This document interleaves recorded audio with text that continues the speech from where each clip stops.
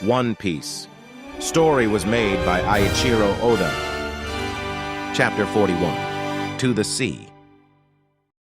With a fishbone stubbornly stuck in his mouth, Luffy found solace in the local restaurant, indulging in a hearty meal with Nami and Zoro. "I got it!" Luffy gasped as he took out a fishbone. Zoro couldn't resist but add, "Idiot. It's because your throat isn't trained enough to handle fish bones." Nami dangled a leftover fish over her plate. "If you eat a fish, this is what usually remains." "Well, we had our meal. We should get going." "You're right," Luffy concluded. However, the entrance of the restaurant swung open. Kaya, the mistress of the village and a familiar face, stepped in, her presence a surprise to the weary crew. "Oh, so this is where you guys are," Kaya remarked, her eyes scanning the trio. Luffy, ever cheerful, waved in greeting. "Hey, mistress!" "Don't you need to stay in bed?" Nami questioned. A resolve gleamed in Kaya's eyes as she dismissed the concern. "I've been sick like this for a year, ever since I lost my parents that day. Usopp encouraged me. That's why I can't be so weak now. Anyway, I heard that you guys needed a ship." "A ship?" Luffy's eyes lit up. "You're gonna give us one?" Elsewhere, Usopp laid sprawled on his worn bed, surrounded by the remnants of his chaotic packing. The air in the room crackled with the anticipation of change, and the green bag at his side bulged with the promise of adventure.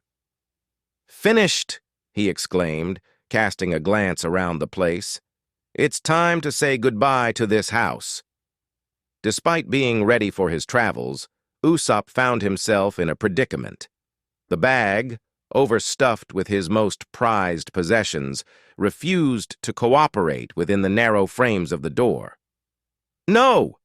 Damn! Why can't I get out?" he grunted, wrestling with the rebellious bag. "When I finally managed to stuff everything in!" In his struggle, the door surrendered to the force, breaking free from its hinges as Usopp tumbled down the hill outside, rolling down the hill. In a sudden halt, he landed with a thud against a thick tree, wincing in pain. "Ouch! This won't stop me," he chuckled, brushing off the minor setback. "It's just a prelude to the upcoming great adventures, a good one to boot." Determined, Usopp gathered his scattered belongings and placed it promptly in his green bag. On the shore, Mary stood proudly as he revealed a mighty ship behind him on the shore. With Mary's flags fluttering in the sky, it displayed a white sheep's head at the bow, with brown horns curling back to the deck. The ship was mostly wooden, but it was remarkable nevertheless. Luffy, Zoro, and Nami stood transfixed with their eyes wide with wonder. "Hey!" the swordsman began. "A caravel!" Nami exclaimed with excitement. "Wow!" The servant Mary, with a small bandage on his head, explained. "I've been waiting for you. It's slightly old style, but I designed it myself. It's a caravel and it uses a staysail. The controls are in the back. It's called the Going Mary." Mary's gaze then shifted to Luffy as he continued. "So it is you who defeated the Kuroneko pirates with Usopp. I thought you'd be a little bigger." "We can really take this?" Luffy proclaimed with joy. "Yes, I insist," Kaya replied. "I will explain the steering system," the servant began. "First of all, in order to adjust the yards in relation to the crew garnet." However, listening to his instructions, Luffy just stood there, extremely puzzled. Luckily, Nami interrupted them with a sigh. "Don't explain it to him. I'll listen to the explanation." "This is a cool ship." Luffy looked up. The mistress reassured him. "I had everything you would need for a voyage loaded onto the ship." "Thanks for causing all this trouble," he chimed. With his arms crossed, Zoro glanced at the slope. "That's for going through all this trouble." Suddenly, they heard screams coming from the top of the slope. "Stop me, please," Usopp's voice echoed, drawing everyone's attention. With his heavy green bag, he rolled down the slope at an alarming pace. Usopp! What's he doing? Luffy questioned. I think we should stop him. Zoro tells him, if he keeps on going like that, he'll hit the ship. The pair quickly intervened, pressing their legs against Usopp's face to stop him. Thank you, he said. No problem. As the dust settled, Kaya inquired, So you are going to the sea, Usopp? Yeah, I have to go before I change my mind. Please don't stop me, Usopp replied back. I won't. I figured that you might do this, Kaya shared thoughtfully. It really makes me sad, though. Usopp smiled. Next time I come to this village, I'll tell you adventure stories that are more unbelievable than lies. Thank you. I look forward to it, she said. Well, safe voyage, guys. Hope to see you again somewhere, Usopp remarked, his voice filled with both excitement and a touch of nostalgia.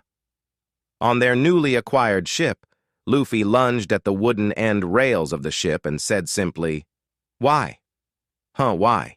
Usopp replied, Sheesh. You're such a cold-hearted man. We're both going to be pirates now, so we might meet again on the high seas. What are you talking about? Zoro interjected, pointing at the ship on the deck. Hurry up and get on board. What? With a carefree expression, Luffy said to him, You're already our companion, aren't you? For Usopp, time seemed to pause as he looked at him. Despite the unexpected revelation, he bounced with joy, exclaiming, I'm the captain, right? No way. I'm the captain, Luffy retorted. Hidden at the crest of the slope, Ninjin, Tamanegi, and Piman watched in silent observance. Their eyes followed the ship as the Going Merry sailed away in the far distance, carrying their former captain. There goes the captain, Ninjin shared. But if he's with those people, I feel safer, Piman confessed, breaking the stillness. Yeah, I've never seen anyone so strong, Tamanegi agreed. We can't do anything about it. He always wanted to be a pirate. The villagers will be sad when we tell them the news. It's so sudden. And it's because Captain, he was pretty noisy just by himself. I have an idea, Piman declared. In a secluded spot, away from the shore, Mary and Kaya found solace, watching them. Mary, she pondered. What is it, mistress? Sitting against the tree, Kaya crouched her legs. It hurts to lie, doesn't it? You mean about Klahadore? Mary questioned. No, she smiled. Is it that you actually wanted to stop Usopp? Pressing on, Mary's eyes softened as he understood the situation. Mistress, I heard a story about him when I was younger from the villagers, he began, his voice steady and comforting. Right after Usopp's father left this village. He also lost his mother. What? Kaya's eyes widened in surprise. I heard that the day before his mother died, she was weak from illness, and the words that came out of him were, The pirates are coming, Mary explained. Usopp's heart pounded as he sprinted through the familiar streets of his village. His small legs carried him to the door of his modest home, and without a second thought, the young boy bursts in, shouting, The pirates are here!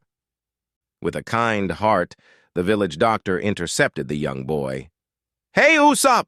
You shouldn't scream! But the urgency in Usopp's voice couldn't be contained. His mother, weakened by sickness, lay in bed with a white cloth on her forehead, struggling to maintain composure. Dad's pirate ship came. Dad came to get us. He said he'll take us along as soon as you feel better, Mom. His mother's gaze met his as she turned her head with a weary expression. Don't say something stupid, Usopp. Dad isn't going to come home, but I'm proud that I married him. I wish I could see you when you become as brave as him. Tears welled up in Usopp's eyes, but he persisted. Don't speak like you're gonna die. Do you know the story about the medicine? It's a legendary medicine that cures any kind of disease. It's just on the other side of the sea. Oh, silly child. That's just a dream, she compassionately remarked. Now, if something happens to me, I want you to listen to the villagers and... I don't mind being silly. I don't want to hear you talking as if it were your last words. Of course, I have dreams. I'm the son of a pirate. As the wind whispered through the air, Mary explained the untold story to her. Out of sadness, he continued to lie after her death, hoping that someday his father's pirate ship might appear in the bay, that he would come to pick up his son. The villagers said that was the reason behind his lies. He probably couldn't leave you alone after you lost your parents, for he too experienced that loss in this village. You will need to become stronger now, as a gratitude of everything he has done for you.